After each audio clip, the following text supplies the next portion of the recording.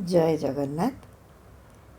ज्ञान सुधा चैनल समस्त भक्तों को शुभोदय।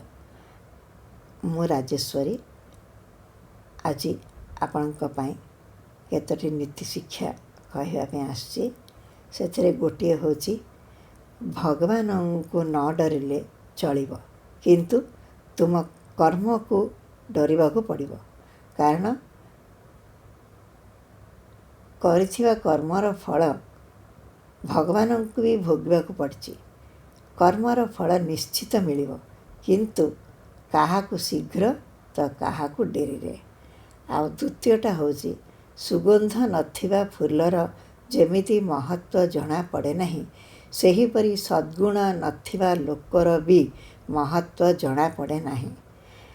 आ तृतीयटा हूँ काहार अभिशाप आमको खराब करि परिबो नहीं कि काहार आशीर्वाद आमको भल करि परिबो नहीं। सबु आम कर्म उपर निर्भर करे। तेणु कर्म को विश्वास कर, कर्म ही भगवान। आज हूँ तीनोटी नीति शिक्षा, काली आउ तीनोटी नीति शिक्षा सहित आपण संगे देखा। से पर्यंत विदाय दियंतु। जय जगन्नाथ।